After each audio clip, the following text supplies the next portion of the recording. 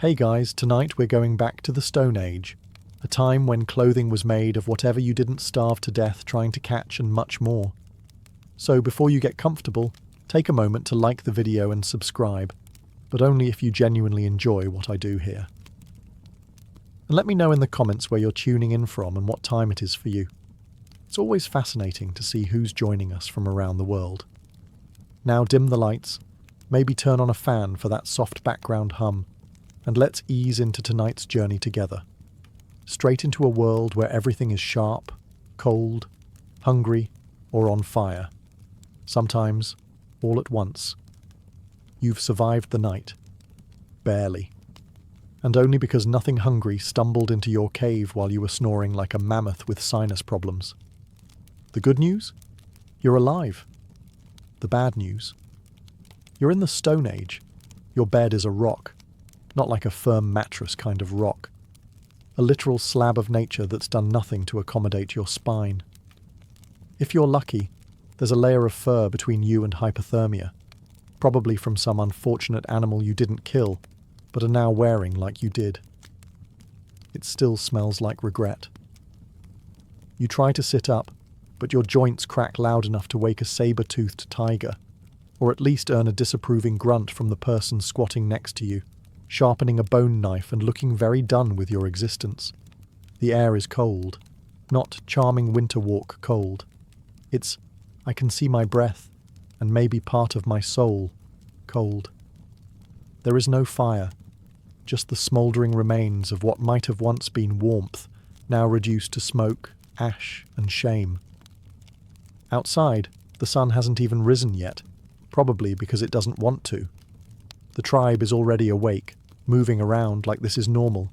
Like waking up before dawn to gather rocks and not die is a totally reasonable lifestyle. You, on the other hand, look like someone dropped a confused poet into a survival contest. You have no idea what you're supposed to do, and frankly, neither does anyone else. But they're better at pretending. You stretch. Bad idea. You're sore in places you didn't know existed. Your shoulder clicks, your back spasms, and your hips issue a formal protest. There is no breakfast waiting, no gentle conversation, no coffee. Just the cold realization that if you don't immediately start doing something useful, anything, you might get left behind, or worse, eaten after you die, for convenience. And that's how your morning begins. You're hungry. Not just, I could eat, hungry. This is the kind of hunger where your stomach starts having conversations with itself, and none of them are friendly. You look around, expecting maybe a handful of berries, or even a sad strip of dried meat. There is nothing. Breakfast, in the Stone Age, is not a guaranteed daily ritual. It is a hypothetical, a hope, a whispered prayer to an uncaring sky god who may or may not be a large rock with a face someone carved in during a fever dream. If you want to eat, you have to earn it. That means digging, scraping, scavenging, or sprinting after something faster than you and hoping it's dumber. Spoiler, it isn't. Everything you want to eat either has legs or thorns, and in both cases, it uses them against you. You watch as a wiry man gnaws on a root that looks like something you'd avoid even touching. He offers you a piece. It tastes like wet wood that lost a bet, but it fills your mouth, and more importantly, it doesn't actively try to kill you. A rare win. Someone else holds up a dead bird like they just discovered gold. It's about the size of your hand, mostly feathers and nerves. They start plucking it with the efficiency of someone who's done this a lot, which is comforting until you realize they're keeping the whole thing. Apparently, catching food means you get to eat it. What a concept. You consider foraging. After all, how hard could it be to spot something edible? Very, it turns out. Every fruit looks either suspiciously bright or aggressively bland. You pluck something that looks vaguely like a plum. A woman slaps it out of your hand before you can taste it. She doesn't say anything, just gives you a look that says, I've seen people drop dead faster than that. So you settle for chewing on a piece of old root and pretending it's enough. It isn't. Your stomach isn't fooled. It begins planning your betrayal. You're fasting. Permanently. if you're not careful. You want to be helpful. That's cute. The tribe is already busy. Someone's sharpening a flint blade. Someone else is weaving sinew into something that might be a net or a trap, or just a creative way to make you feel unskilled. You pick up a rock. You stare at it. It stares back. Congratulations, you're bonding with a rock. Tools are not decorations here. They're the reason anyone has teeth left. They cut, scrape, smash, dig, and occasionally get used to settle arguments. And unless you've spent years figuring out which stone breaks into blades and which one just breaks your thumb, you're about as useful as a damp leaf. You try to copy what the others are doing. A man smacks 2 stones together and produces a razor-sharp edge in 3 swings. You try the same. The rock splits unevenly and flings a shard directly into your face. You're bleeding now, but hey, you've successfully recreated the experience of early surgery. A woman is making cord from strips of hide. She does it with the efficiency of someone who's been doing this since her literal infancy. You attempt the same. The hide slips, coils, and somehow ties your fingers together. You've invented Stone Age handcuffs. That's something? No one explains anything. They don't need to. Tools are so essential, they're treated like breathing. Expected, obvious, and really noticeable when you're bad at it. And you're bad at it. You sit down with your 2 rocks and attempt a new strategy, staring until inspiration strikes. It doesn't. What strikes is another flake of stone, right into your lap. You pretend it was intentional. No one buys it. Eventually, someone takes pity and hands you a half-finished scraper, not out of kindness, but because watching you fail is slowing everyone down. You nod gratefully and then hold it the wrong way. They shake their head and go back to work. It's getting colder. Again. Which is impressive, considering you didn't think colder was still an option. Your fingers are stiff, your nose has stopped issuing temperature updates, and your feet are starting to feel like someone else's problem. You decide it's time to make fire. After all, how hard can it be? You've seen it done. In drawings. And dreams. Step 1. Gather dry wood. You don't find dry wood. Everything's damp, stubborn, and covered in something that may or may not be alive. You pick the least suspicious bundle and hope for the best. Step 2. Friction. You rub sticks together. Nothing happens. You rub harder. Still nothing. Eventually you create heat, then smoke, and then more smoke. It's just enough to burn your eyes and give you false hope. Then the wind shows up and mocks your efforts by blowing it all away. You keep going. By now your hands are blistered, your arms ache, and your confidence has quietly left the camp without saying goodbye. You glance over. One of the elders has a fire going already. No ceremony, no drama, just a small, perfect flame nestled in a pile of dry moss like it was born there. You look back at your pile. It looks like it's been cursed. Eventually, someone notices. They walk over, silently take your kindling, rearrange it with the efficiency of a bored god, and strike 2 rocks together with a flint edge. Sparks, smoke, flame. Done. They hand it to you without a word, and walk off before you can say thank you or teach me your dark magic. You stare at the fire, now burning in your pile. You pretend it was your idea. No one believes you. Fire is everything. Warmth, light, safety, cooked food, and the only reason predators haven't dragged you off into the night. But it's not easy. It never was. Every flame is a battle. And you just lost 5 of them in a row. You're thirsty. Deep, dry, mouth-like sandpaper thirsty. The kind of thirsty that makes you consider licking moss or chewing bark just to feel something wet. Luckily, there's a stream nearby. You stumble toward it like a man possessed. Finally, something easy. You kneel, cup your hands, and scoop up a glorious handful of crystal clear water. You drink. And then, you pause. That water had a taste. Not a flavour. A message. It whispered something metallic and vaguely threatening. A few seconds later, your stomach replies with a gurgle that sounds like it's filing a complaint. Here's the thing. In the Stone Age, water is not clean or filtered. It's not lovingly piped from snowmelt through a mountain spring. It's a wild, communal soup. Animals drink from it. People bathe in it. Sometimes things die in it. Sometimes people drink it after things die in it. There is no quality control. There is only risk. You look around for signs, any sign, that this water is safe. No one else is drinking. That might be a clue. One of the elders is boiling something over a fire. Smart. You didn't do that. You drank straight from the source like it owed you something. A small child walks by and hands you a hollowed-out gourd of water. It's warm, smells faintly like dirt, and still looks safer than whatever just settled in your lower intestine. But there's no other option. You're in the middle of a society that hasn't discovered plumbing, filtration, or even consistent advice on which puddles won't end your week. Thirst is constant and water is everywhere, just inconveniently weaponized. You hear a story, half-whispered, about a man who drank from the wrong bend in the river and didn't make it to morning. You nod, slowly, trying to commit the story to memory, while also pretending you didn't just do the exact same thing. Now it's a waiting game. Will you hydrate and feel better?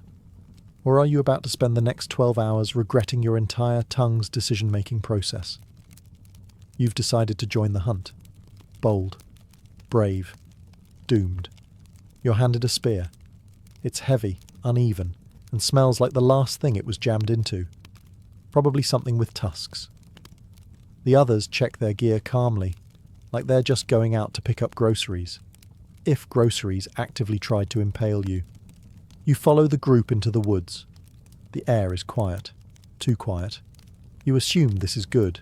It's not. The silence means every animal within a mile knows you're here and has decided it doesn't want to be. Eventually, someone spots something. A wild boar. It's massive. It looks like it bench presses logs for fun. You raise your spear. Your hand is shaking. Your confidence is even shakier. The boar looks up. You freeze. The boar doesn't. It charges. You run. That's it. That's your strategy. You sprint through the trees, trip over a root and eat dirt. Not a metaphor. Actual dirt. It tastes as inspiring as your performance. Behind you, the real hunters are moving with precision. One darts left, another flanks from the side. Spears fly. The boar goes down. The tribe cheers. You are still on the ground, rethinking your entire identity. They drag the carcass back to camp. It takes 4 people and a lot of grunting. You limp behind them, trying to look like you helped. You didn't. Back at the fire, they butcher the animal with stone knives and practiced hands. You get handed a strip of raw meat. You chew it like someone trying to understand how flavour works. It's chewy, slightly warm, and weirdly emotional. This was supposed to be your moment. Your heroic breakthrough. But the truth is, in the Stone Age, hunting is not cinematic. It's exhausting. It's dangerous. And most of the time, you don't get the animal. The animal gets you. You've learned something important today. You are not the apex predator. You're the guy who clogs up the hunting party and almost gets gored to death by an angry pig. After almost getting trampled to death by an overgrown pork missile, you decide to try something safer, plants. How hard could foraging be? You've seen leaves. You've even touched a mushroom once. You're basically an herbalist. You head out with a small woven pouch and boundless optimism. 2 things that historically get people killed. Within minutes, you've found something that looks promising. A berry bush. The berries are small, shiny, and vividly coloured, which is either a sign of nutrition or a blaring biological warning siren. You grab one. Just as you're about to pop it into your mouth, a nearby woman swats your hand away like she's saving your life. Which, to be fair, she is. No one explains anything. They don't have to. You're supposed to know what's edible and what's fatal. And if you don't, well, the tribe gets 1 story richer. You move on. Dig up a few tubers. Try to act like you know what you're doing. You even sniff a mushroom with scholarly curiosity before tossing it, remembering that fungi in this world are less side dish and more hallucinate into the void before dying under a fern. A man shows you something that looks like a shriveled brown carrot. He nods. You nod back, as if you knew this plant personally. You chew a piece. It tastes like soil and regret, but you're not dead yet, which qualifies as success. The truth is, plants are the real gatekeepers of survival. They don't run, they don't bite. They just sit there quietly, waiting for you to make a mistake. One bite of the wrong leaf, and it's a race between vomiting and your nervous system shutting down. And even the edible ones are work. Some roots need boiling, some leaves need drying, some seeds will kill you if you forget to roast them first. There are no shortcuts, only symptoms. By the time you return to camp, you've gathered 2 vaguely safe tubers, a few edible flowers, and a newfound respect for herbal knowledge you absolutely do not possess. Let's talk about what you're wearing, or rather, what you've been wrapped in like a poorly packed meatloaf. Your outfit consists of animal hides that were scraped clean with a rock, dried over smoke, and stitched together with a technique best described as functional but vaguely insulting. It doesn't fit. It doesn't breathe. It smells like something that was recently alive and still might be. There are no sleeves, just holes where your arms are expected to exit. The garment itself is stiff in places it shouldn't be, loose in places it really shouldn't be, and generally designed by someone whose only fashion goal was, "Don't die today." You tug at the edges, trying to adjust it. Bad idea. The seams made of dried sinew respond by digging deeper into your skin. Now you're chafing. Congratulations. In the Stone Age, clothing comes with side effects. Nearby, a woman is softening a new hide by chewing it. Yes, chewing it. This is considered normal. You briefly wonder how desperate someone had to be to discover that teeth were a viable tailoring tool. You try to look dignified. It's hard. Your fur tunic flaps weirdly when you move. Your boots are 2 mismatched scraps tied together with strips of gut, and your inner thighs are now at war with your outer thighs over territory. Then there's the temperature. Somehow, your hide outfit manages to be too warm and too cold at the same time. The fur traps heat around your torso, making you sweat, while your limbs dangle freely in the wind like sacrifices to the frost gods. And don't even ask about rain. Hides get wet. Wet hides get heavy. And suddenly, you're walking around wrapped in a soggy animal sponge that slowly reanimates as it drips down your back. Meanwhile, the rest of the tribe looks perfectly at ease in their handmade gear. Their clothes move with them. Yours moves against you, like it resents being worn by someone this incompetent. You think the tribe likes you. That's adorable. You've been here a day, maybe 2. You haven't actively endangered anyone, yet, and you're trying your best, which in Stone Age terms still ranks just below dead weight and just above animal bait. Nobody says it out loud, of course. That would be effort. But the signs are there. When the group sits around the fire, they sit slightly closer to each other, leaving you a generous 4-foot buffer zone like you're contagious, which, considering you drank from the wrong stream, might be accurate. Social status here is based on one simple metric: usefulness. Can you hunt? Can you gather? Can you not scream when insects crawl up your leg? No? Then congratulations, you're not part of the inner circle. You're more of a temporary guest, a very flammable one. You try to contribute. You offer a route. It's the wrong route. You try to help tan a hide. You poke a hole straight through it. Someone hands you a bundle of sticks and gestures vaguely toward the fire. You stand there holding it like you're about to invent performance art. They stop asking you to help. At one point, a child offers you a sharp rock. You assume it's a gift? It isn't. It's a test. You fail it by holding the blade upside down and bleeding onto your own foot. No one reacts. That's the worst part. No one mocks you. They just move on. Like nature. Like weather. You're not worth getting angry about. Yet. You overhear someone grunt in your direction. It's a tone you don't understand, but you feel it in your bones. Not threatening, not friendly, just observational. The same way someone might comment on a log that's not burning properly. You are the log. And you start to wonder if the wolves would be a more forgiving audience. There's no lantern, no torch, no warm glow from a bedside table lamp. The sun drops behind the horizon like a guillotine, and just like that, the world turns black. Not dim, not cosy. Black. The fire crackles, casting a flickering circle of light that somehow makes everything just visible enough to be more terrifying. Trees rustle in the distance. Something howls. It's either a wolf or something that eats wolves. Either way, it knows where you are. It's been waiting for you to fall asleep. You scoot closer to the fire. No one joins you. Most of the tribe is already curled up together in a pile of hides, forming a warm, collective mass of mutual trust and shared body heat. You're not invited. You're the one who sneezed during the hunting party and scared off a deer. You get the cold side of the cave. Sleep doesn't come easy. Every sound outside the fire's glow sounds like it has an agenda. A twig snaps. You sit up. A branch creaks. You stop breathing. Something snorts, or maybe exhales, from behind the rock wall. You make peace with your gods. You don't know their names, but you figure they'll understand. Even the stars look like they're judging you. Beautiful, yes, but useless. You can't eat them, can't wear them, and they won't scare off whatever just moved near the cave entrance. You close your eyes, you open them again almost immediately. Your brain reminds you that you're wrapped in a damp fur coat and lying on a slab of uneven earth, surrounded by people who may or may not notice if you get dragged away in the night. And here's the thing, if something does eat you, it won't be out of malice. It'll be out of efficiency.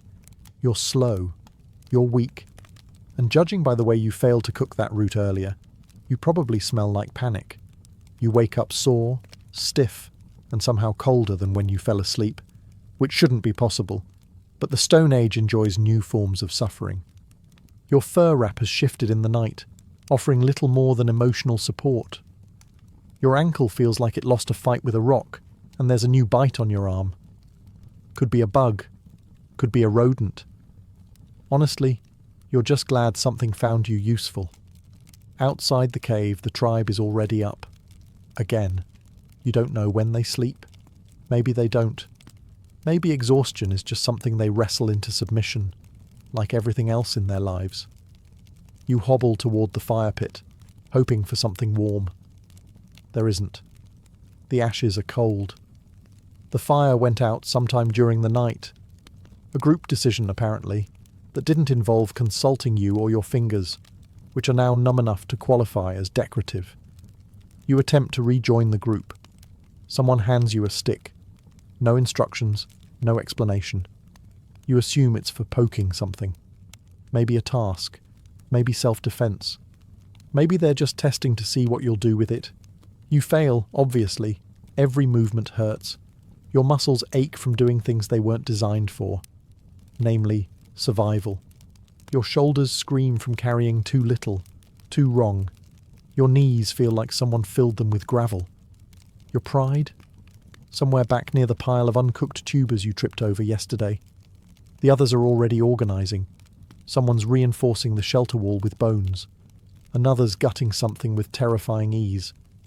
You try to help again, and manage to trip over a child's toy, which is literally just a small rock with a face on it. The child stares at you like you've insulted his ancestors. You probably have. No one tells you what to do. That's not how things work here. You're expected to know, and if you don't, you're expected to figure it out without asking stupid questions like, is this sharp thing supposed to be covered in blood already? At first you think it's raining. It isn't. It's starting to rain. Which is worse, because now you know the full downpour is coming. And you're not ready. No one's ever ready. Even the people who've lived here their entire lives glance up and frown, like the sky just made a rude joke. You shuffle over to the edge of the shelter. Shelter, being a generous word for some branches tied together with gut strings and the hope that trees are waterproof. Spoiler, they're not. The wind picks up. It cuts through your hide clothing like you're wearing a damp napkin. Your boots, which are just scraps of animal skin tied around your feet, begin soaking through immediately. Your toes squish. You pretend not to notice. The rain begins in earnest. Cold, fat drops that feel less like water and more like punishment. Everything is suddenly slick. The fire sputters. The walls creak. The smell of wet fur fills the air like an apology no one wants to hear. You duck into the cave, hoping for relief. It's slightly better. Slightly. The roof leaks in 3 different places, and the floor is now mud. You watch a centipede confidently stroll across your sleeping area. It seems more prepared for this life than you are. The others are already adjusting. Someone's moving firewood inside, another's hanging hides to dry near the smoke. You try to help and knock over a stack of tools. A loud clatter follows. So do the stairs. You are now both wet and in the way.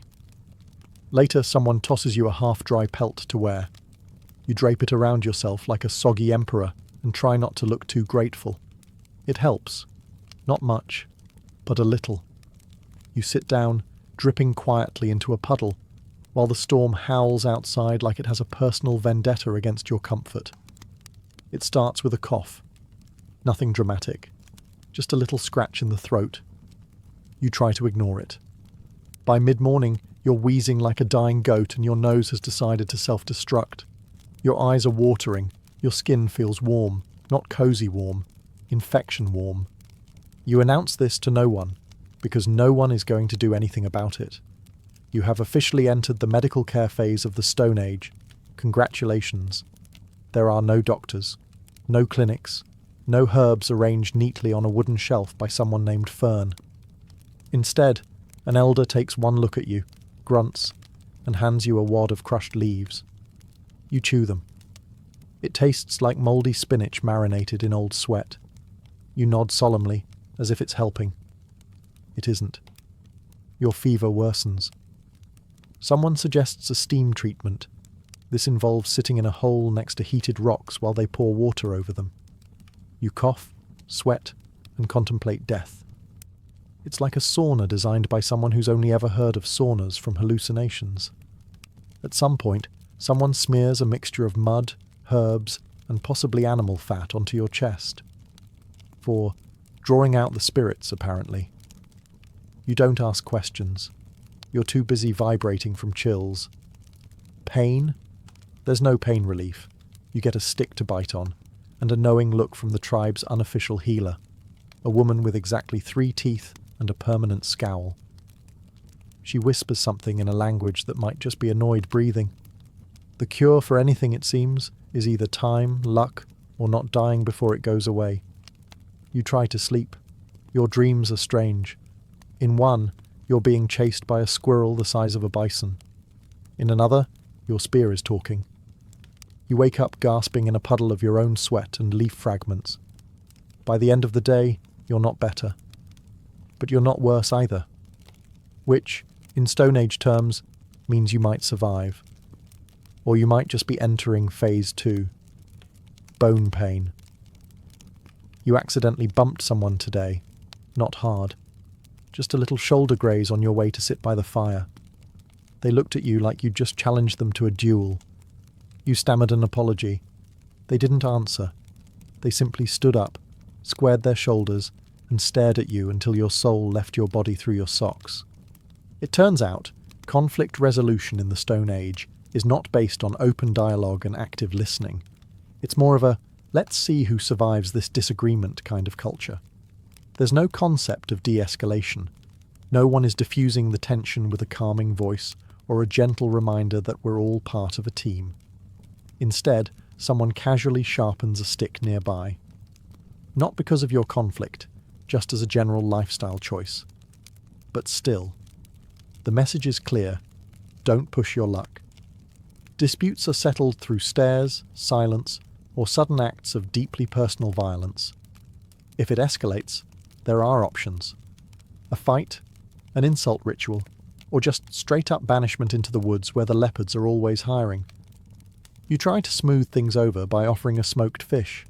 It's not accepted. not because of the gesture, but because the fish is overcooked, and now you've offended someone's grandmother, who invented that recipe 8 generations ago. Eventually, a tribal elder mutters something and breaks a small stick in half. This is symbolic. You don't know of what, but the man you bumped grunts and walks away. Apparently, you're not worth murdering. Yet. Later, someone pats you on the back, either in reassurance or to check how many ribs you still have. You're not sure. What you've learned is that, in the Stone Age, maintaining peace takes real skill. A wrong glance, an unfair share of meat, or breathing too loud during sleep can spark consequences you can't talk your way out of. There's no agree to disagree. There's just agree or dig a hole. In modern times, you'd leave a 1-star review. Here, you leave the tribe. Or they leave you. Well, you did it. Sort of. You've made it through a full Stone Age day, though made it might be a stretch. You're alive, yes, but not exactly thriving. Your clothes are damp, your pride is shredded, your stomach hasn't forgiven you, and every muscle in your body has filed a formal complaint. But technically, you're still breathing, which here qualifies as success. The tribe hasn't exiled you. That may be an oversight, or maybe they've silently agreed you're too entertaining to get rid of just yet. After all, watching you attempt to climb that tree for berries, actually wasps, did provide the entire group with 6 minutes of bonding. As night falls again, you sit near the fire, not close, but closer than yesterday. You're beginning to understand the rhythm of this world, the quiet mornings, the harsh sun, the constant need to earn everything, food, shelter, respect, with hands that weren't trained for any of this. No one has explained anything to you. They never do. This is not a world of instructions. It's a world of observation, of imitation, of failing until failure teaches you what survival won't. Someone hands you a strip of roasted meat. You nod in thanks. It's tough, salty, and has a hint of fur. You chew it like it's your last meal. It might be. You still don't belong here. Not really. Your brain keeps trying to apply logic from another time, one with microwaves and socks. But slowly, painfully, it's starting to adapt. You now know that fire doesn't make itself, water is rarely a gift, and roots are trying to kill you. The tribe chats quietly in their own language, one that's more gesture and expression than words. You catch none of it, but you nod anyway. It seems polite. You lie down on your patch of cold earth, wrapped in furs that smell like every animal in the forest played tug-of-war with them. Your body hurts. Your dignity is gone. But for now, nothing is biting you. In the Stone Age, that's about as good as it gets. You wouldn't last a day. Technically, you just did. But let's not push our luck with a second one. It began with silence and formality. Two things that, in Edo period Japan, were never as harmless as they seemed. Lord Asano Naganori of Akko, a young daimyo from western Japan, had been summoned to the shogun's palace in Edo to perform a delicate duty. Receive and entertain envoys from the Emperor of Kyoto. This was no small task. The court demanded precision. Protocol was everything.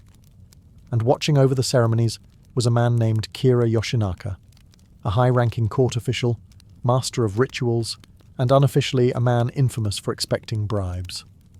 Lord Asano, however, was not one to play those games. He came from a proud samurai lineage.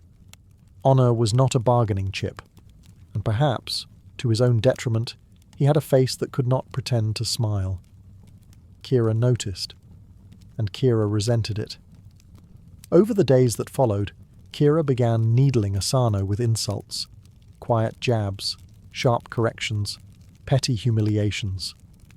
The courtly halls of Edo Castle echoed with whispers.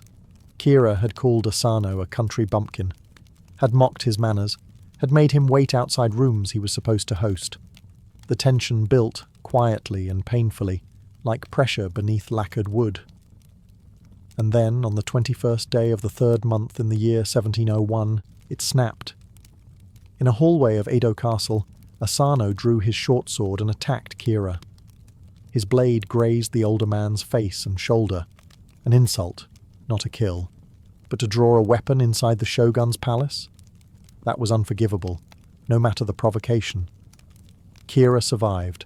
Asano was immediately arrested. Within hours, the shogunate passed judgment. No investigation, no second chances. Lord Asano was ordered to commit seppuku, ritual suicide, by sunset.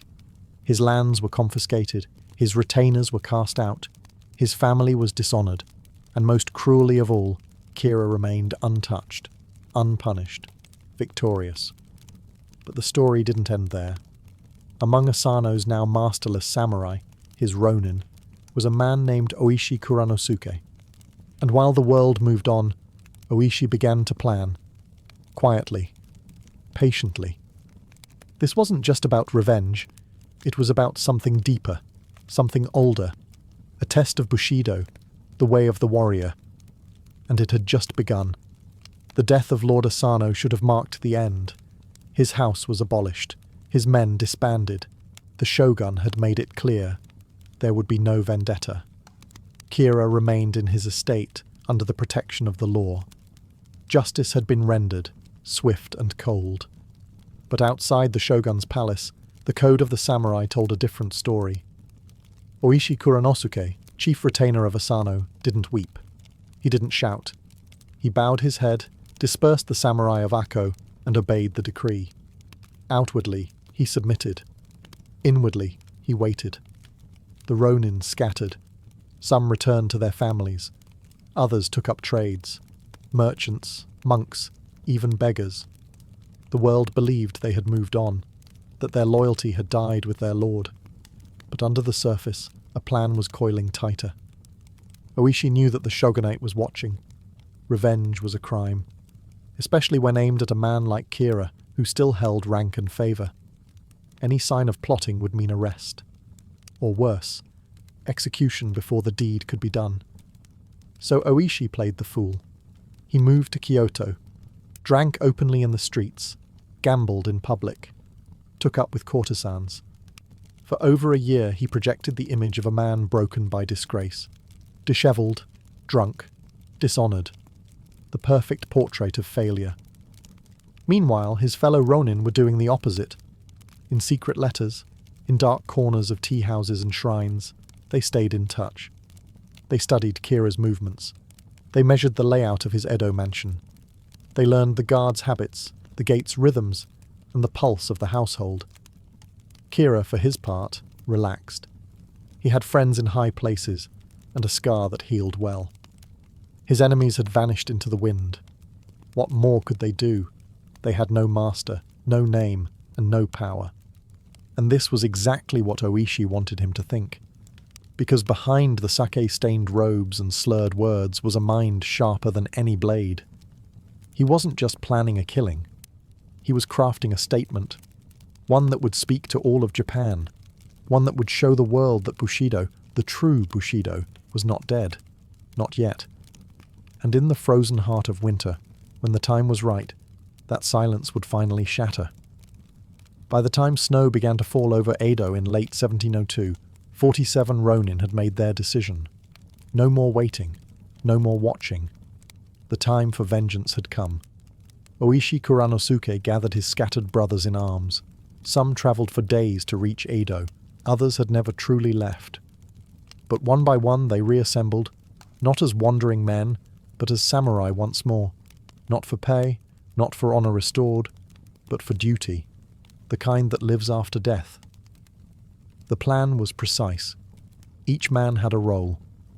This was not a brawl, it was a performance, and every detail mattered. They forged new weapons, silent and fast. They crafted winter armour, light enough to scale walls but thick enough to deflect a strike. They even built a fake fire brigade, complete with uniforms, to avoid suspicion if anyone questioned why a group of men was marching through the city at night. Kira's mansion was a fortress. High walls, dozens of guards, multiple gates, but it had been studied for over a year. The layout was memorized, the routines predictable, the servants indifferent. Most had grown lax. Why wouldn't they? The Ronin were gone. Their leader, drunk. Their cause, buried.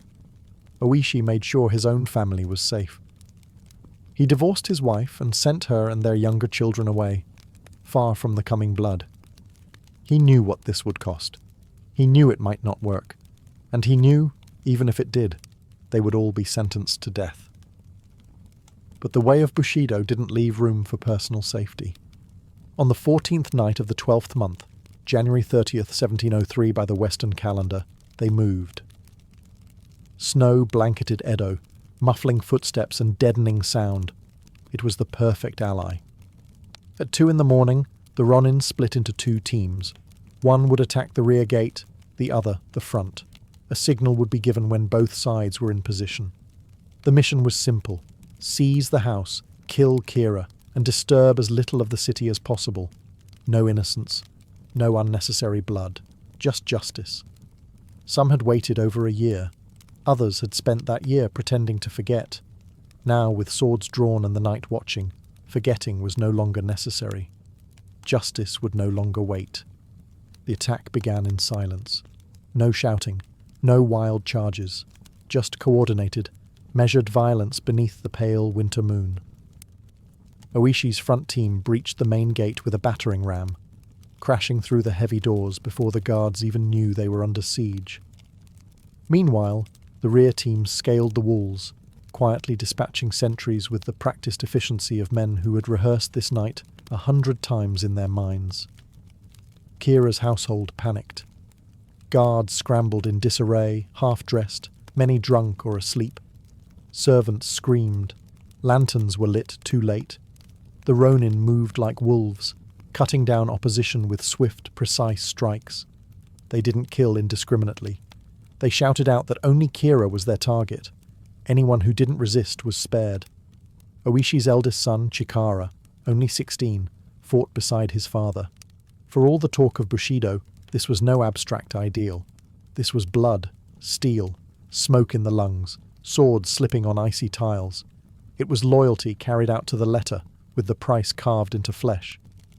The Ronin combed the mansion for Kira, but the man had vanished. They scoured every room, every hidden corner. They interrogated servants. Finally, they found a secret courtyard. In a shed behind the garden, trembling beneath a pile of charcoal and straw, was a man in plain robes, his face pale, his body shaking. It was Kira. He refused to identify himself. He refused to speak. But he bore the scar Lord Asano had left on his face nearly 2 years earlier. Oishi offered him the chance to die with honor. A dagger was placed before him, seppuku, like a true samurai. But Kira couldn't do it. He simply stared, frozen.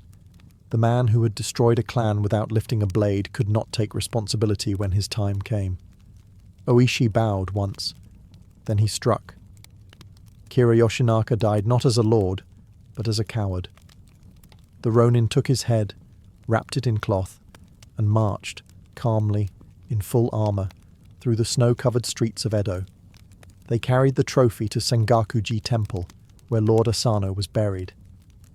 There they cleaned the head, laid it before his grave, and prayed. Their revenge was complete, their fates sealed. When morning broke, Edo awoke to the impossible. Word spread like wildfire. Kira Yoshinaka was dead, slain in the heart of the city by 47 Ronin, who had not fled, not hidden, but walked in formation to the temple where their lord lay buried.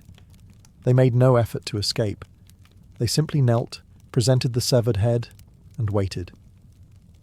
The city, usually loud with merchants and samurai clamour, fell strangely quiet. Some called them heroes, some called them criminals, but no one called them cowards. The authorities were now in a bind. The law was clear. Revenge killings were illegal. Samurai were not above justice, no matter how poetic their cause. But the public didn't see criminals. They saw men who had embodied Bushido to its bitter end. They had obeyed not the shogun's laws, but the deeper, older law of loyalty. The shogunate deliberated for weeks. This wasn't just about crime and punishment. It was about the soul of samurai culture. If the Ronin were spared, it would encourage more vendettas. If they were punished, the people might revolt in spirit. Meanwhile, the 47 men remained at Sengakuji. They did not resist. They did not beg. They sat in quiet reflection, tending to Lord Asano's grave and awaiting their fate. Oishi, the architect of it all, said nothing publicly. He had already said everything through his actions. Eventually, the decision came down. The Ronin would be allowed to die honorably. They would not be executed as criminals, but ordered to commit seppuku, ritual suicide, like the samurai they still claimed to be. On the morning of February 4th, 1703, each man was handed a dagger. They dressed in white robes, the colour of purity and death. They bowed to the officials, to each other, and to the memory of Lord Asano. And then, one by one, they cut into themselves, guided by a second who would complete the ritual with a clean decapitation. Even Chikara, Oishi's teenage son, took the blade without hesitation. Not a single man faltered. They died not in disgrace but in legend. Their bodies were buried beside their master at Sengakuji. The graves are still there, 47 stones in neat rows, covered in incense and offerings from pilgrims who still whisper their names. Because in death, they had achieved what life could not. They had become eternal. The tale of the 47 Ronin didn't fade. It echoed, first through the streets of Edo, then into the halls of power, and finally into the soul of Japan. For centuries, samurai had been both warriors and servants, expected to kill without hesitation and die without complaint. But the 47 Ronin blurred the lines. They were criminals, yes, but also paragons of loyalty. They broke the law, but followed the spirit of Bushido to the letter. They disobeyed the shogun, but honoured their lord in death more completely than most had in life. The paradox fascinated everyone. Was Bushido about obedience to the state, or to one's master? Was justice defined by the law of man, or the will of the warrior? Tokugawa officials tried to downplay the incident. They feared copycats. They feared chaos. But it was too late. The story had taken root, growing wild and impossible to contain. Within weeks, kabuki plays were being staged, thinly veiled retellings where the characters had different names but the same story. The authorities banned them. New plays popped up anyway. People bought woodblock prints showing the Ronin mid-attack, kneeling in seppuku, or marching solemnly with Kira's head. Even those who believed in strict obedience found themselves conflicted, because while the Ronin had acted outside the law, they had done so with dignity, with restraint. They didn't loot, they didn't gloat, they didn't run. They had waited, planned, struck, and then surrendered. In that restraint, people saw something pure, something old. Oishi Kuranosuke became the archetype of the ideal retainer, calm, strategic, loyal to death. His son, Chikara, became the image of youthful devotion. The younger Ronin were remembered as noble souls who sacrificed futures they never got to live. And the story didn't just survive, it evolved. Over time, it became a national legend, celebrated in plays, novels, and eventually films. Every generation found something in the tale, whether it was pride, sorrow, or a blueprint for courage. In a world where loyalty is often a word on paper, the Ronin had written theirs in blood and snow. And whether or not the shogunate approved, the people had decided these men were not traitors. They were the last true samurai. The 47 graves at Sengakuji Temple became more than memorials. They became a shrine, not only to the men buried there, but to the very spirit of samurai honor. Pilgrims came from across Japan, lighting incense, bowing low, and whispering prayers not to gods, but to men. The temple itself became a quiet paradox. In a city of noise and commerce, Sengakuji was still. Monks tended the grounds with solemn care. Snow fell over the headstones each winter, just as it had the night Kira died. Each year on the anniversary of the attack, December 14th by the lunar calendar, visitors gather to commemorate the deed. Lanterns flicker, and incense hangs thick in the air. Some arrive in full samurai attire, others come silently, leaving flowers or coins or notes of gratitude. Even those who didn't believe in vengeance found themselves drawn to the sight. Because whatever your stance on law or ethics, you couldn't ignore the sacrifice, the discipline. The stillness of 47 men who gave up their futures for an idea older than the shogunate itself. For generations, the graves were treated with awe. School children were taken there to learn what loyalty meant. Soldiers visited before being sent to war. Writers, poets, and philosophers left lines scribbled in notebooks, trying to grasp the quiet power of what had happened. And while the world outside changed, Edo becoming Tokyo, Japan transforming from a feudal land into a modern state, the story didn't fade. Instead, it grew. Even during the Meiji Restoration, when samurai were abolished and the code of Bushido was folded into nationalism, the tale remained. It was repurposed, yes, but never forgotten. Films were made. Plays were revived. Books were translated into languages the Ronin had never heard. Tourists now visit Sengaku-ji alongside skyscrapers and vending machines. They take selfies, as people do. But even so, most fall silent when they step before the stone of Oishi Kuranosuke. There's something about it, something still, something exact. Here lies a man who waited a year to strike one blow, and knew he would die for it. Here lies a man who chose loyalty over safety. And here, in this quiet corner of Tokyo, you can still feel the weight of that choice. Even after 3 centuries, the snow has not melted. As the centuries passed, the story of the 47 Ronin drifted from history into legend, and from legend into entertainment.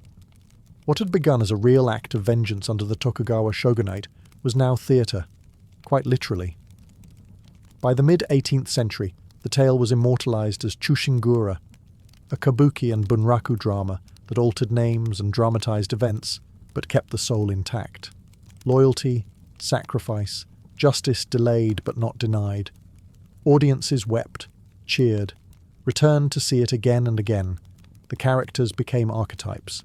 Oishi, the stoic genius, Kira, the arrogant villain, Chikara, the noble youth. Stage actors specialized in these roles, passing the performances from generation to generation like heirlooms.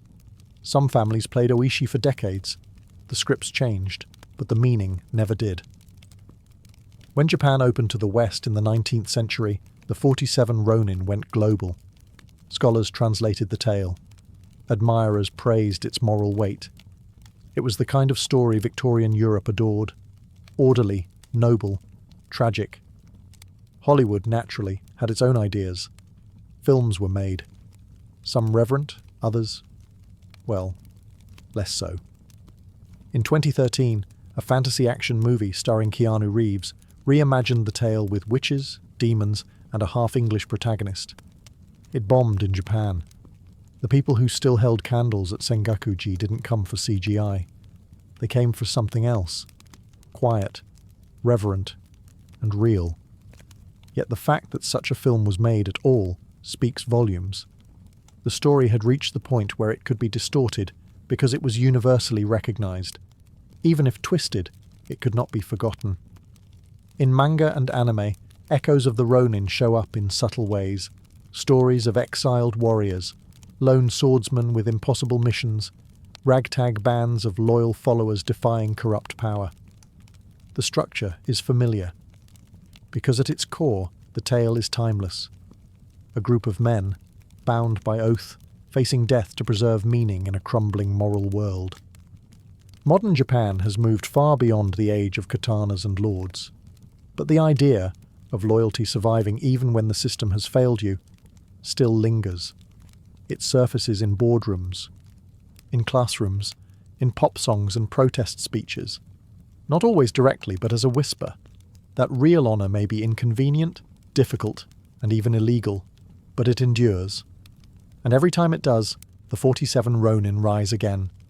300 years later, the 47 Ronin still haven't left. Their names are etched not only on stone tablets at Sengaku-ji, but on the Japanese psyche. They aren't just historical figures, they're symbols, the kind you point to when everything else becomes murky, when law and justice no longer agree, when loyalty costs more than life. And that's what makes their story so enduring. It has no clean ending.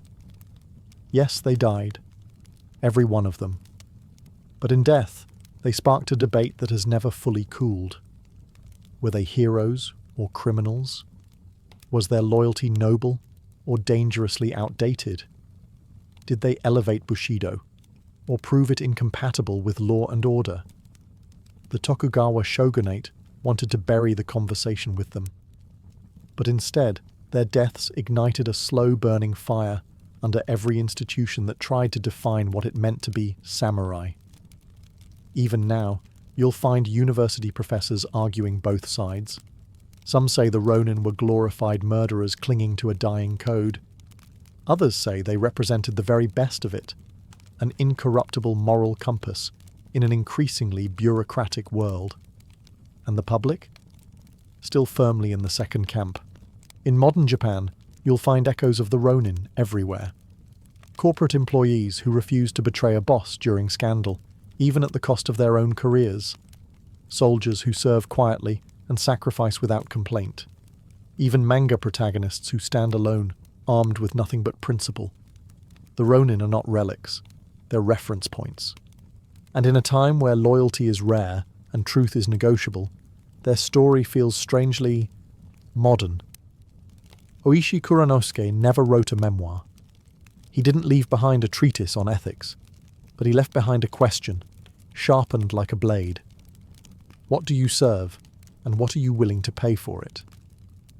The 47 Ronin answered that question, not with words, not with slogans, but with time, silence, and finally, their lives. They obeyed a dead man. They broke the law to keep a promise. And in doing so, they became more than samurai. They became a mirror, one that every generation must look into and ask itself, would I have followed? And would I have had the courage to stop? In ancient Egypt, to harm a cat was to flirt with disaster. Not just social shame, but legal punishment, and sometimes mob justice. That's how serious it was.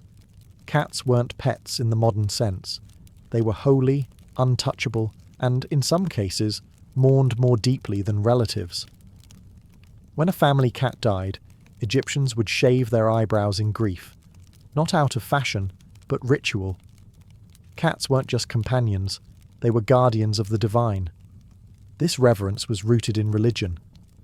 The goddess Bastet, daughter of Ra, was the feline deity of home, fertility, music, and protection. She began as a lioness, fierce and destructive, but over time she softened into a cat, retaining power, but gaining grace.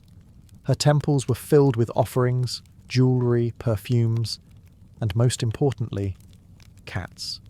Real ones, living, breathing cats who roamed freely, fed by priests, and were considered manifestations of the goddess herself. Archaeologists have uncovered vast cat cemeteries near Bastet's main temple in Bubastis. Mummified cats, wrapped with the same care as human corpses, lay in neat rows. Some were buried with jewellery, others were preserved with resins and perfumes. This wasn't a novelty, it was an industry. Cats were bred for sacred purposes, blessed, and sometimes ritually sacrificed so they could serve in the afterlife. The symbolism ran deep. Cats hunted snakes, the eternal enemy of Ra, the sun god. A cat killing a snake wasn't just pest control, it was cosmic warfare. Cats lounged in sunlight, patrolled granaries, and bore that aloof, unreadable look that seemed otherworldly. Egyptians saw that and didn't think lazy pet. They thought divine mystery. Foreigners were baffled. Greek historians like Herodotus were amazed, and perhaps slightly amused, by how quickly Egyptian wrath could be triggered if a cat was even accidentally harmed. During one battle, it said the Persians carried cats as living shields, knowing the Egyptians would hesitate to strike. To the modern eye, it may seem excessive, But to the Egyptians, animals weren't beneath humans. They were closer to the gods. Cats, in their grace and independence, stood at the intersection of beauty and the sacred. Not just pets, portals. On the island of Crete, surrounded by the rolling blue of the Aegean Sea, the bull reigned, not in pastures, but in palaces. The Minoans, one of Europe's earliest advanced civilizations, didn't just admire bulls. They ritualized them. They built myths around them. They painted them on walls like gods. Step into the Grand Palace of Knossos, and you'll find frescoes that pulse with energy. Leaping bulls, acrobats vaulting over horns, scenes alive with rhythm and movement. This was more than sport. This was sacred spectacle.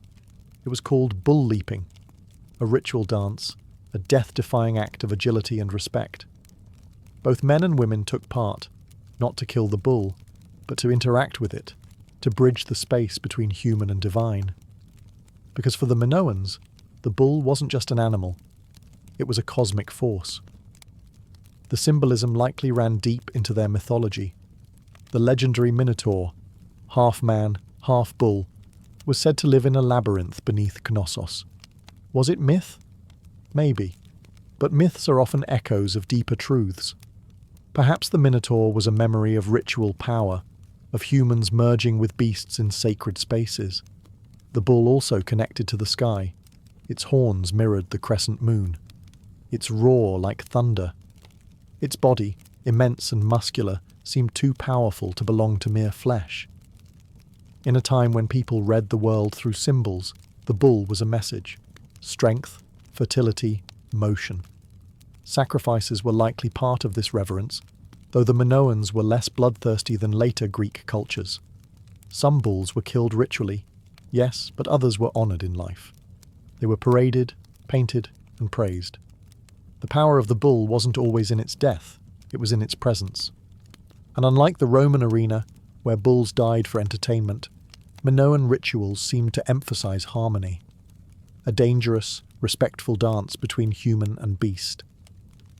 The point wasn't to dominate, but to touch something beyond. The bull was not a symbol of chaos. It was a gatekeeper of cosmic order. In Minoan Crete, to face a bull wasn't just bravery. It was spiritual contact, a momentary balance between flesh and myth. In the dense jungles of Mesoamerica, beneath the tangled canopy and echoing bird calls, one creature ruled not by size, but by mystery, the jaguar. To the Maya, the Olmec, and the Aztecs, this spotted predator wasn't just an animal. It was a god in disguise, a shapeshifter, a traveller between worlds. The jaguar hunted by night, moving silently through shadows, with eyes that pierced darkness. That alone made it sacred. In a world where night represented the underworld and the unknown, any creature that could move through it with ease was a guide, a messenger, or a ruler. The Olmec, the earliest known Mesoamerican civilization, carved colossal stone heads that some believe bear feline features. Wide noses, curved lips, fierce eyes. Their art also shows the were-jaguar figure, part human, part jaguar, often with fangs and snarling mouths. Scholars still debate its meaning, but one thing is certain: the Olmec didn't just fear the jaguar, they wanted to become it. The Maya took this further. Their kings often associated themselves with jaguars, wearing pelts, helmets, and glyphs that linked their power to the beast. The underworld, called Xibalba, was a place of trials and darkness, and the jaguar was the creature that walked its halls freely. Some Maya gods, like the powerful jaguar god of the underworld, embodied the duality of night and death, feared but necessary. And then came the Aztecs, whose elite warriors were known as the Jaguar Knights. These weren't just soldiers. They were sacred fighters chosen to channel the jaguar's ferocity. Dressed in full jaguar pelts, complete with snarling masks and claws, they didn't just fight like jaguars, they believed they were jaguars. Battle wasn't just about conquest. It was a ritual reenactment of cosmic struggle. Sacrifice, as grim as it sounds to modern ears, was central. Jaguars were sometimes sacrificed to the gods, not out of cruelty, but reverence. To kill a jaguar meant releasing a sacred force. To offer its heart was to give the gods something they recognized as kin. To the Mesoamerican mind, the jaguar wasn't merely a big cat. It was a portal between life and death, day and night, man and God. A predator, yes, but also a priest in fur. In the temples and forests of ancient India, the elephant was more than a majestic animal. It was living divinity carved in flesh and muscle. No creature loomed larger in both size and symbolism. To ancient Indians, elephants embodied strength, wisdom, memory, royalty, and the sacred rhythm of the universe itself. They weren't just worshipped, they were woven into myth. At the center of this reverence stands Ganesha, the elephant-headed god. With a belly full of sweets, a broken tusk, and an eternally calm smile, Ganesha is beloved across all corners of Indian life. He is the remover of obstacles, the patron of new beginnings, the god one prays to before weddings, travels, or building a house. But behind his gentle appearance is a powerful origin. According to one legend, Ganesha was created by the goddess Parvati to guard her privacy. When the god Shiva tried to enter her chamber, Ganesha blocked him. Unaware that this was Parvati's husband, in fury, Shiva beheaded the boy. When Parvati discovered what had happened, her grief shook heaven and earth. To make amends, Shiva promised to restore the boy's life using the head of the first creature he found, an elephant. And so Ganesha was reborn, part human, part elephant, and wholly divine. But the veneration of elephants goes beyond myth. In historical India, real elephants served as symbols of kingship. They were the thrones of war, armoured, decorated, and revered by those who rode and feared them. An army with elephants was not just powerful, it was blessed. Temples often kept elephants as part of their rituals. In the southern state of Kerala, sacred elephants are still paraded in annual festivals, adorned with golden headpieces and painted tusks. Devotees bow as they pass, not out of fear, but reverence. These elephants are seen as earthly forms of divine power, slow-moving gods that walk among mortals. In Vedic literature, the elephant is associated with rain and fertility, especially the cosmic elephant Airavata, the mount of Indra, king of the gods. Airavata was said to be born from the churning of the ocean, white as a cloud, with multiple heads, trumpeting storms into being. To ancient India, the elephant was not merely an animal. It was thunder made flesh, wisdom on 4 legs, and the quiet strength of eternity. To most ancient peoples, the serpent was never just a snake. It was a symbol of power, rebirth, danger, knowledge, and the divine. And depending on where you stood in the ancient world, it could either be your sacred protector or the mouth of chaos. In ancient Mesopotamia, the serpent played both roles. The god Ningishida, depicted with serpents emerging from his shoulders, was a deity of the underworld and vegetation. He was both guardian and gatekeeper, a being that slithered between the world of the living and the dead. The Sumerians didn't hate serpents. They understood them as complex. Dangerous, yes, but necessary. In Hinduism, snakes, or nagas, were divine beings in their own right. Not monsters, not demons, but semi-divine spirits associated with water, fertility, and cosmic balance. The nagas lived beneath rivers and lakes in vast jeweled palaces. And one of the most iconic images in Indian mythology is Vishnu, god of preservation, reclining on the coiled body of the infinite serpent Shesha, who floats on the cosmic ocean. The serpent wasn't threatening. It was time itself, patient, coiled, eternal. But serpents were not always gentle. In the Hebrew tradition, the snake in Eden was cunning and cursed, tied forever to deception and the fall of man. But even here, there's nuance. In the Book of Numbers, Moses uses a bronze serpent mounted on a pole to heal plague-stricken Israelites, a rare moment where the snake becomes salvation, not sin. In Mesoamerica, the serpent reached divine heights. The feathered serpent god Quetzalcoatl, a combination of snake and bird, represented wind, learning, and creation itself. His duality was crucial, grounded in the earth, yet capable of flight. It was the perfect metaphor for divine intelligence, slithering low, yet touching the sky. And then there's the Ouroboros, the serpent eating its own tail, an image that appeared from Egypt to Greece. It represented infinity, the cycle of life and death, destruction and rebirth. To the ancient mind, the serpent wasn't evil. It was mystery embodied, silent, cold-blooded, and eternal. Not quite beast, not quite God, but always watching, always returning. While cats lounged in temples and birds soared toward the heavens, another creature ruled the waters of ancient Egypt, with jaws wide and eyes unblinking, the crocodile. To the average villager along the Nile, crocodiles were a daily threat. They lurked beneath the muddy waters, silent and invisible, until the moment they struck. And yet, instead of being hated, they were worshipped. Feared, yes, but also honoured, respected, even protected. This uneasy reverence centred around the crocodile god Sobek, a deity with the body of a man and the head of a crocodile. Sobek wasn't some minor swamp spirit. He was a creator, a fertility god, and a symbol of the Nile's unpredictable might. He was also a protector of the pharaoh and guardian of the army. In one myth, Sobek helped restore the body of Osiris, making him not only a fearsome deity, but a healer and restorer of life. Sobek's domain was water, strength, and the military.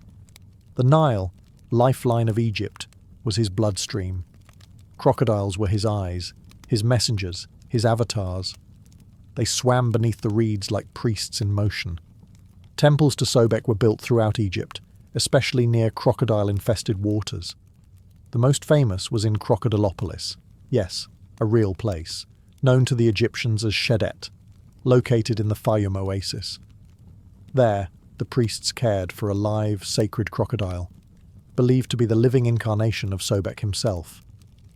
This divine beast was adorned with gold and gems and fed the finest cuts of meat. It lounged in an artificial lake, respected like royalty.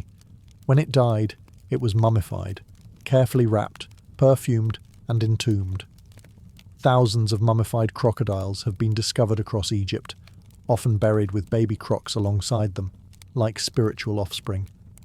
But Sobek wasn't just about animals and offerings. He represented the brutal side of nature, the reminder that power can be beautiful and terrifying all at once. The Nile could bring life or drown you. Crocodiles could be gods or devourers. Worship wasn't a shield against danger. It was a recognition of it. The ancient Egyptians didn't try to tame the crocodile.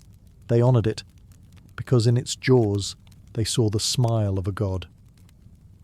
In the cold, shadow-draped world of the Norse, animals weren't pets or companions. They were omens, warnings, pieces of prophecy given teeth and wings, and no creatures loomed larger in this harsh mythology than the wolf and the raven. Let's start with the ravens, Hugin and Munin, the ever-watchful eyes of Odin, the All-Father. Their names meant thought and memory. Each morning, they flew across the world, collecting secrets and signs. Each night, they perched on Odin's shoulders, whispering what they had seen. These were not just birds. They were extensions of a god's mind, the very embodiment of wisdom, gathering, and foresight. In battlefields, ravens fed on corpses.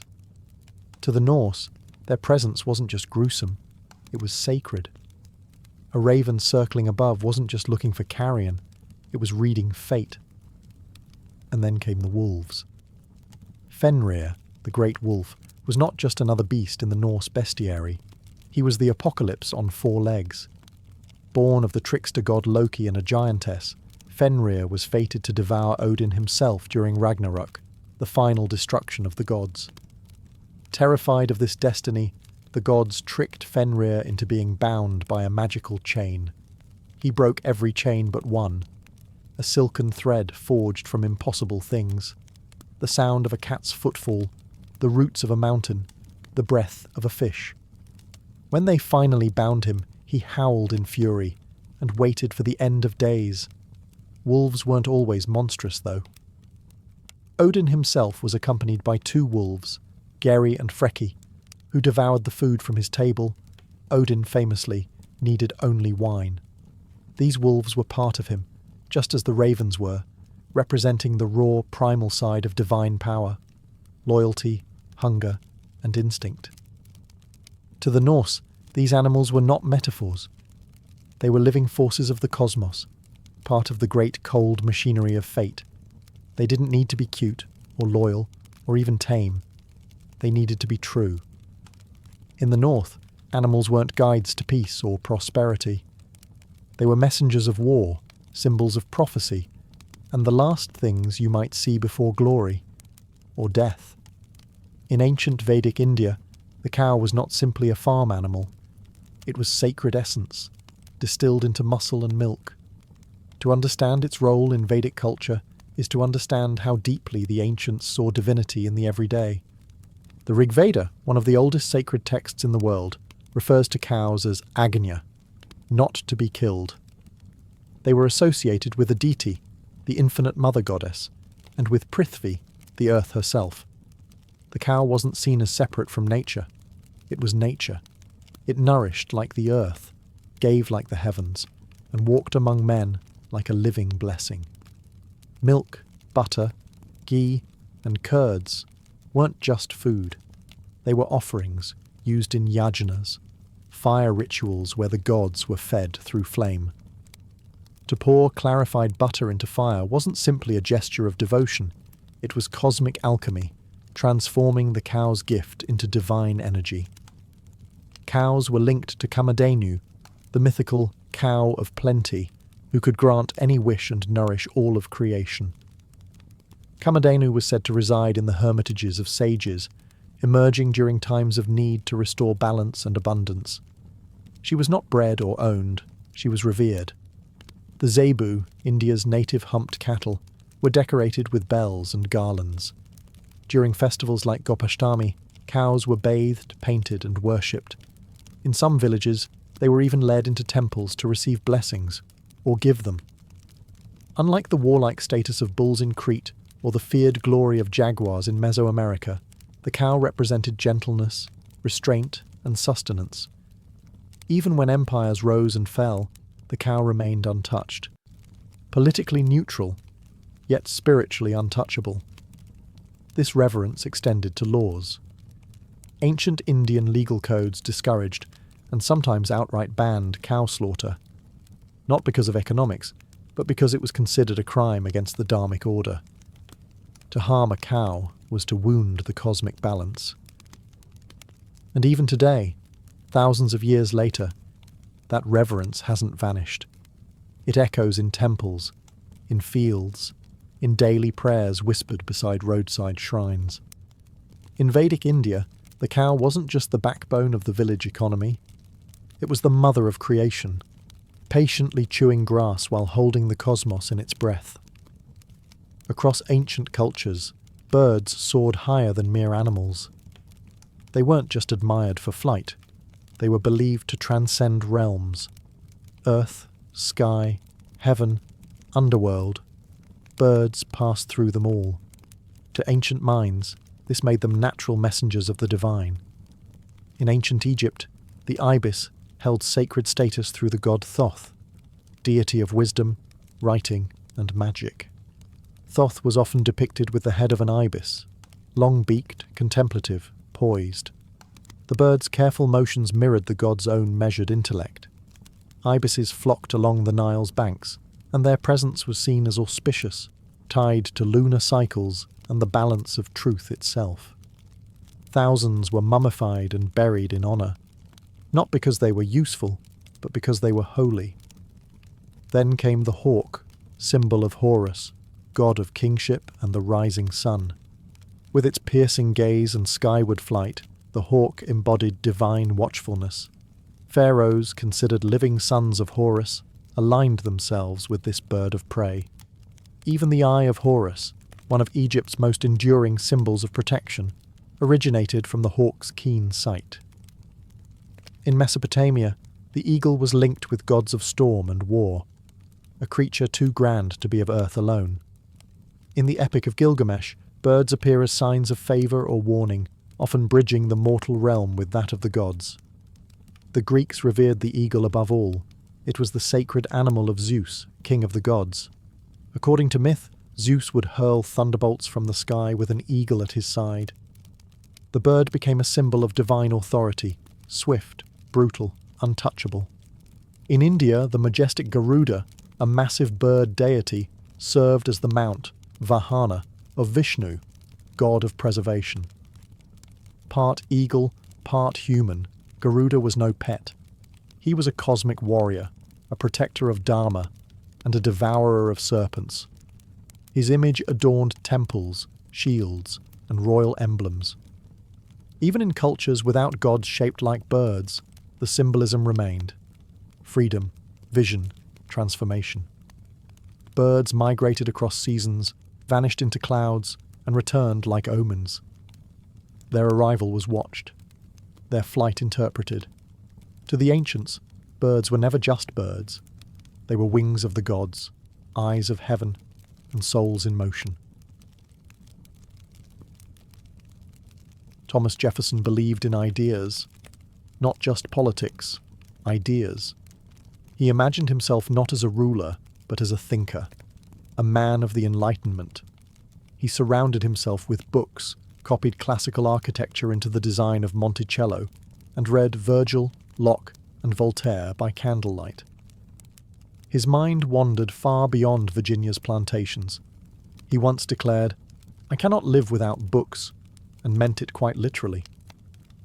When he wrote the phrase, "All men are created equal" in the Declaration of Independence, it wasn't political theatre. It was a philosophical creed. A sentence meant to echo across time. Liberty, reason, self-governance, these were Jefferson's religion. He imagined a world where monarchs crumbled, where free-thinking farmers tilled the soil, where education triumphed over superstition. But the problem was never his vision. It was who got to be included in it. Even as he preached liberty, Jefferson owned more than 600 enslaved people over his lifetime. He knew the system was wrong. He wrote against slavery, called it a moral depravity, a hideous blot. He even proposed gradual emancipation in some of his earlier writings. But when it came time to act, to free the people who lived and worked at Monticello, he hesitated. Most he never freed. Some he sold. And others, like Sally Hemings, were held in a far more intimate, complicated captivity. To Jefferson, liberty was an ideal to chase, but only within a narrow circle. White men with property. That was the political universe he truly imagined. Even as he dreamed of abolishing aristocracy, he kept the deeply unequal structure of slavery intact, benefiting from it materially and politically. It's a contradiction that historians still wrestle with today. Was Jefferson a hypocrite? A product of his time?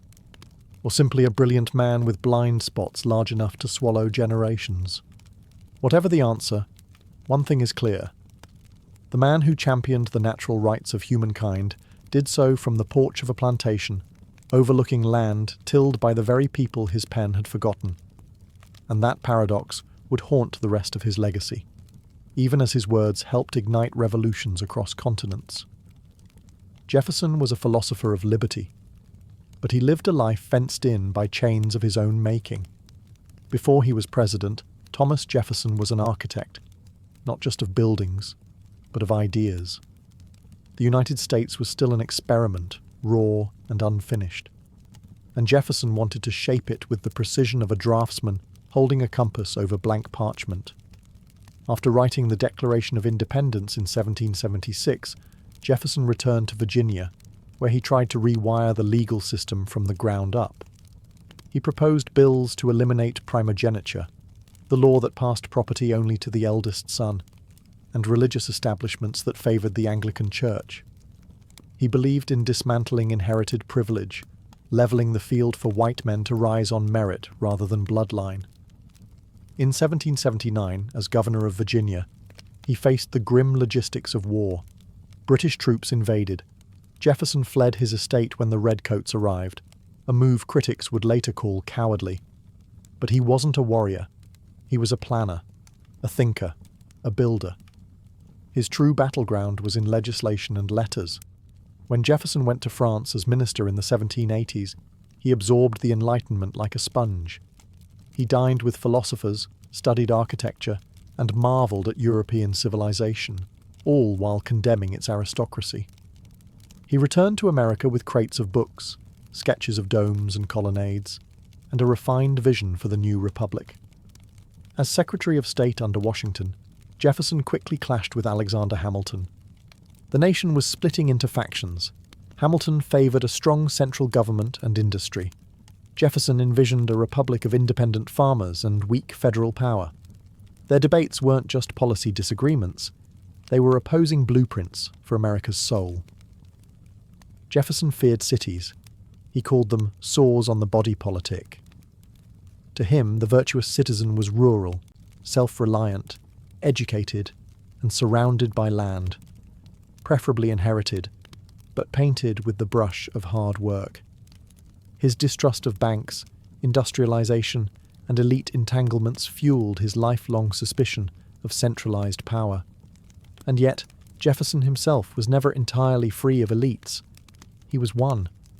Wealthy, land-owning, and deeply political, he embodied the very contradictions he claimed to oppose.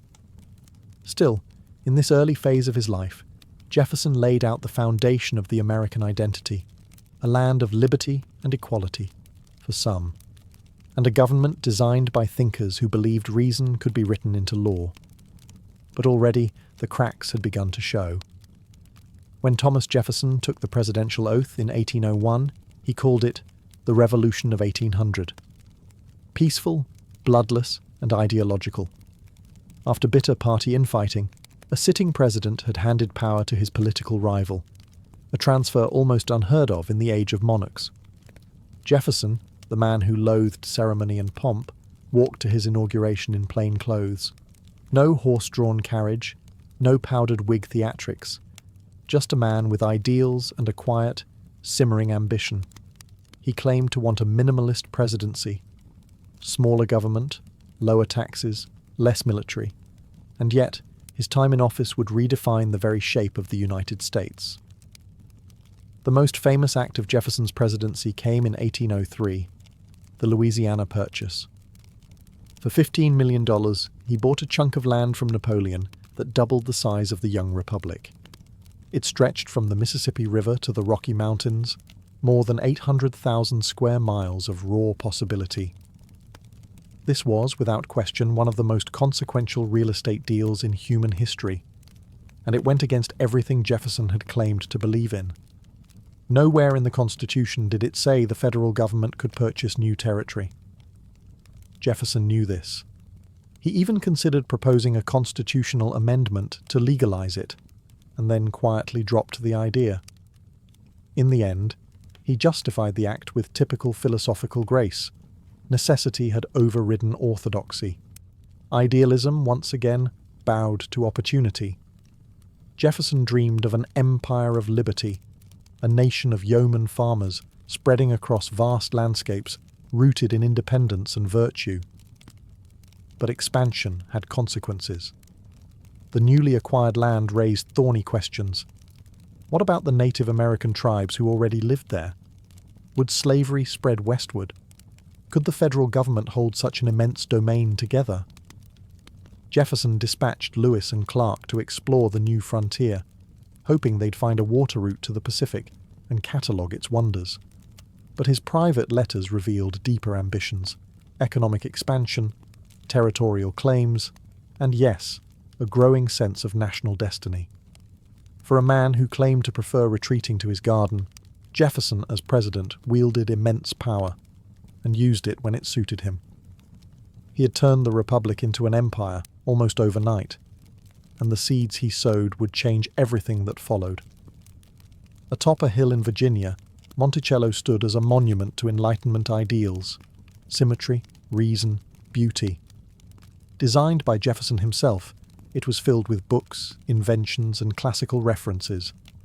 But behind the architectural elegance was a deeper, darker truth. Monticello was also a plantation, powered by the labor of enslaved people. At any given time, more than 100 enslaved men, women, and children lived and worked there.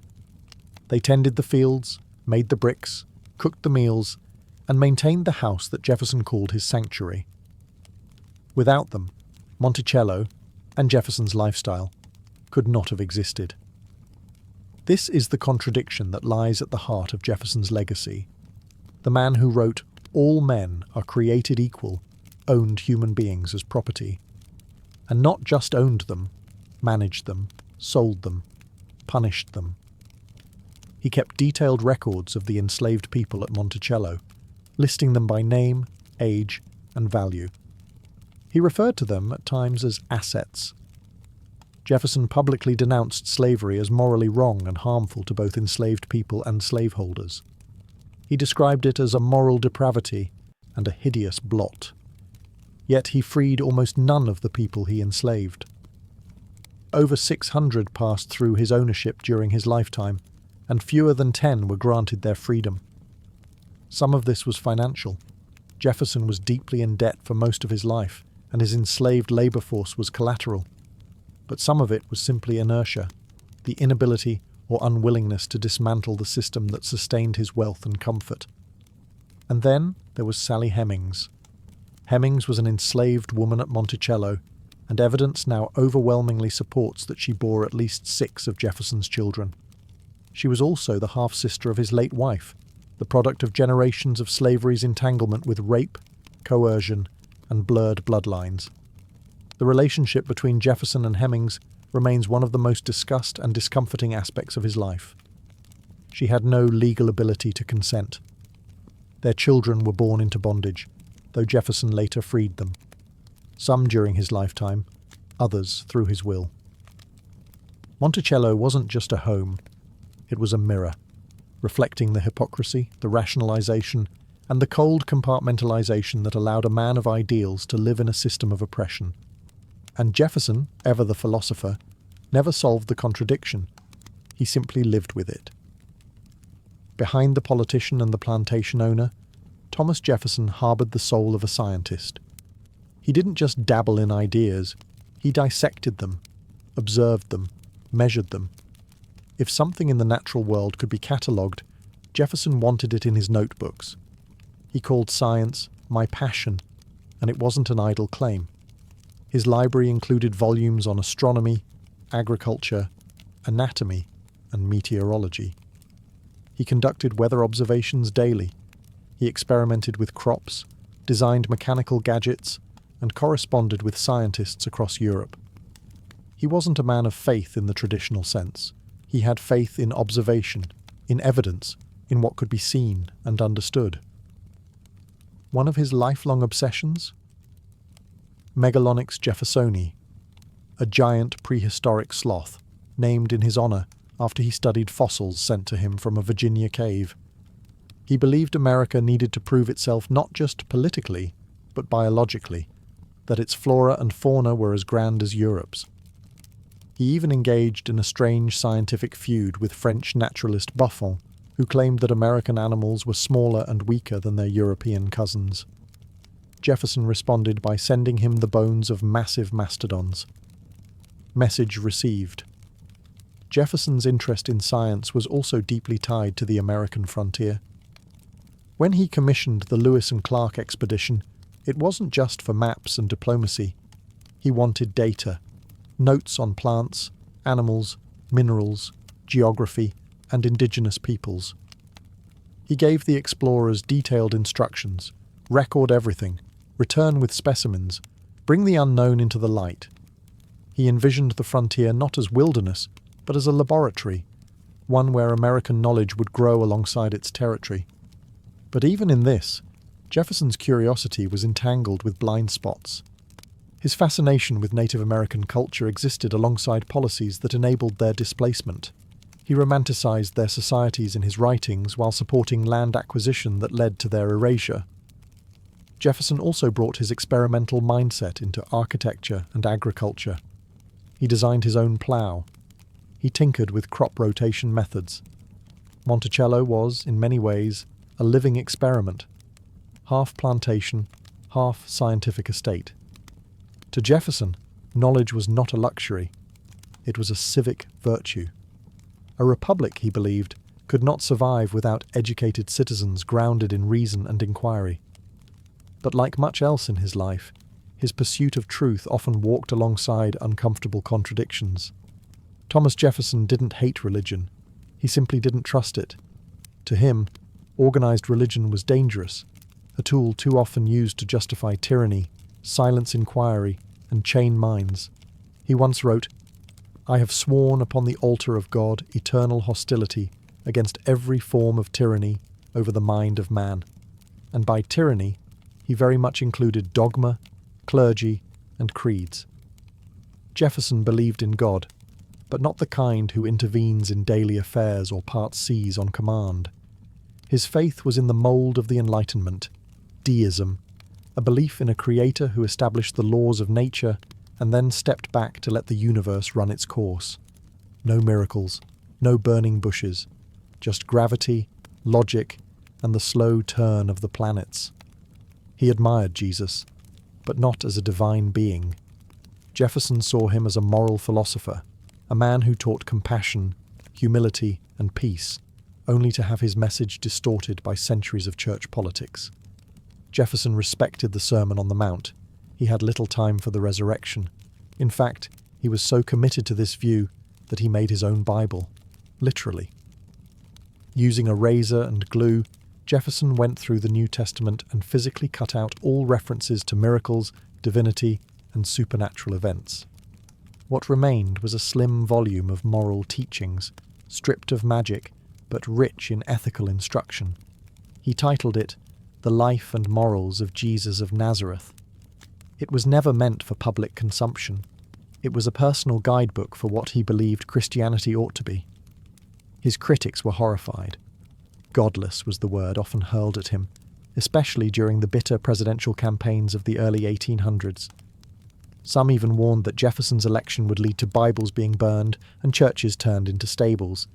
None of that happened. But the suspicion lingered. Despite his skepticism, Jefferson supported religious freedom fiercely.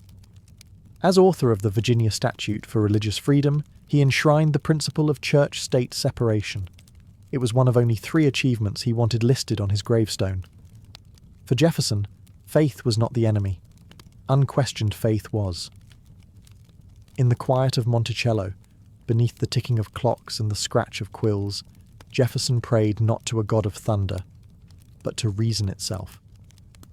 By the time Thomas Jefferson retired from public life, he was exhausted, politically bruised, financially ruined, and increasingly haunted by the contradictions that had shadowed his legacy. He withdrew to Monticello, his beloved mountaintop estate, where he hoped to spend his final years in quiet reflection, farming, reading, and letter writing. But Jefferson's version of retirement was anything but idle. He founded the University of Virginia, designing its campus himself, right down to the neoclassical columns and the shape of the lecture halls. He wanted it to be a secular temple of reason, a place where students could study freely without interference from church or crown. No religious tests, no dogma, just inquiry.